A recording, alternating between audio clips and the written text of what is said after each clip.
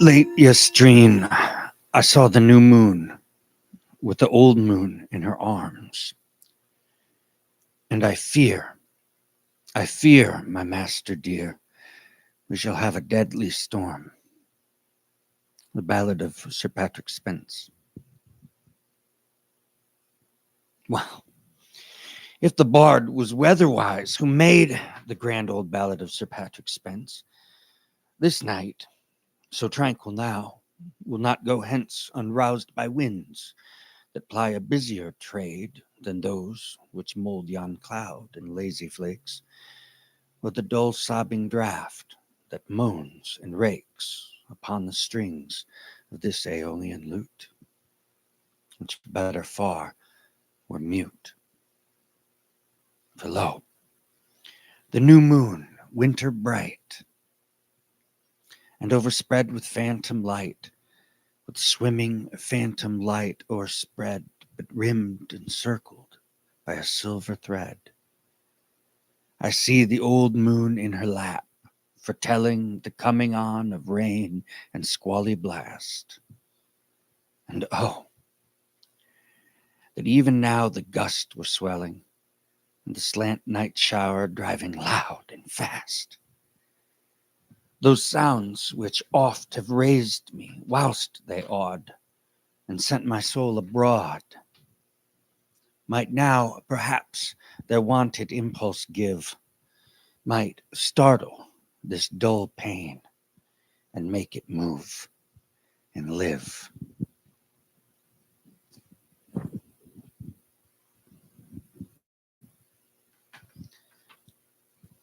A grief without a pang, void, dark, and drear, a stifled, drowsy, unimpassioned grief, which finds no natural outlet, no relief in word or sigh or tear. Ah, lady, in this wan and heartless mood, to other thoughts by yonder throstle wooed, all this long eve, so balmy and serene, have I been gazing on the western sky and its peculiar tint of yellow-green, and still I gaze, and with how blank an eye. And those thin clouds above, in flakes and bars, that give away their motion to the stars, those stars that glide behind them or between, now sparkling, now bedimmed, but always seen.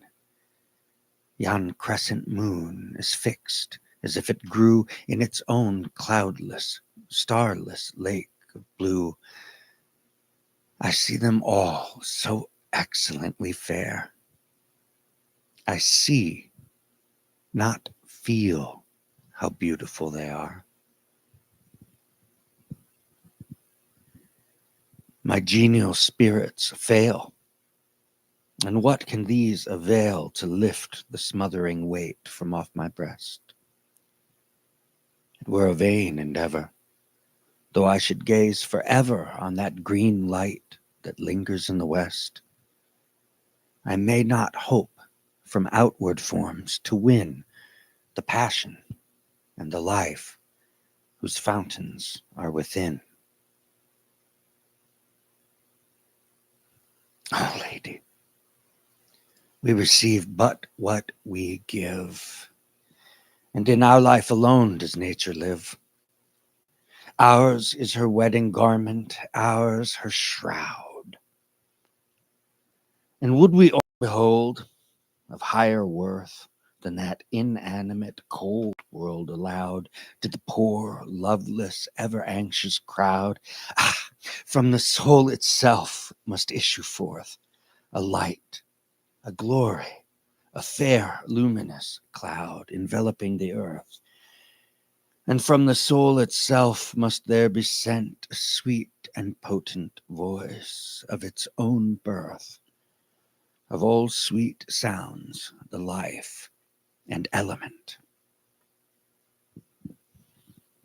O pure of heart, thou needst not ask of me what this strong music in the soul may be. what and wherein it doth exist, this light, this glory, this fair luminous mist, this beautiful and beauty making power, joy, virtuous lady, joy that ne'er was given save to the pure, and in their purest hour, life and life's affluence cloud at once and shower. Joy, lady, is the spirit and the power which wedding nature to us gives in dower, a new earth and new heaven, undreamt of by the sensual and the proud. Joy is the sweet voice, joy the luminous cloud. We in ourselves rejoice, and thence flows all that charms or ear or sight, all melodies, the echoes of that voice, all colors, a suffusion from that light. There was a time when, though my path was rough, this joy within me dallied with distress, and all misfortunes were but as the stuff whence fancy made me dreams of happiness. For hope grew round me like the twining vine, and fruits and foliage not my own seemed mine. But now afflictions bow me down to earth, nor care I that they rob me of my mirth. Oh, each visitation suspends what nature gave me at my birth, my shaping spirit of imagination. For not to think of what I needs must feel, but to be still and patient all I can, and haply by abstruse research to steal from my own nature all the natural man. This was my sole resource, my only plan, till that which suits a part infects the whole, and now is almost grown the habit of my soul.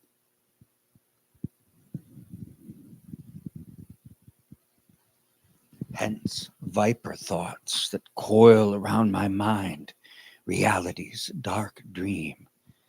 I turn from you and listen to the wind, which long has raved unnoticed. What a scream of agony by torture lengthened out that lute sent forth.